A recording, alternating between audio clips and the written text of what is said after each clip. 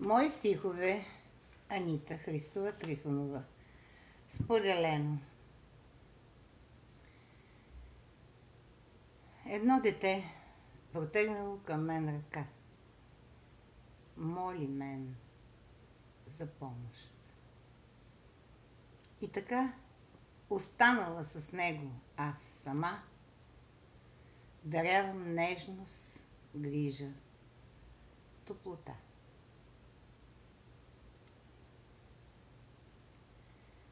То няма никой. И добре го знае.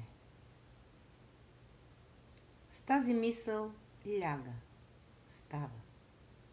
Вае съдбата негова суров живот. Нерадостен и лош. Кратък, жесток. Но аз ще спра. С увереност та сила.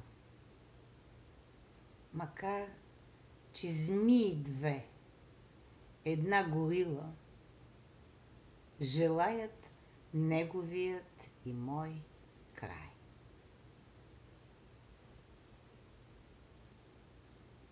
Това и Господ вече знае.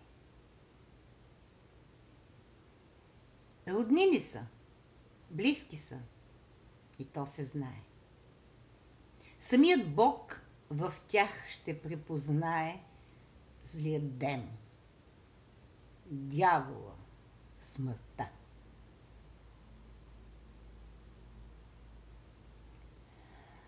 Беда за него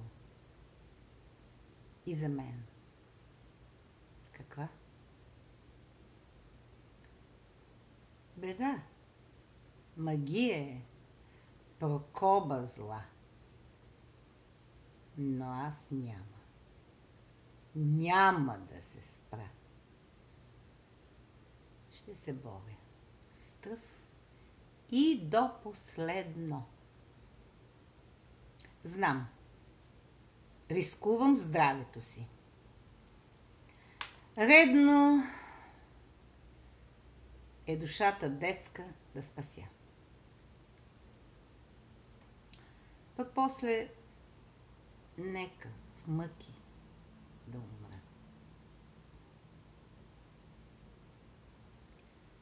А слънцето припича и не знае, че моята душа така не трае, неправда, хули, клетви и магии и всякакви оракулски стихии да заливат мен и той дете. Но Господ Бог знам, ще ги спре.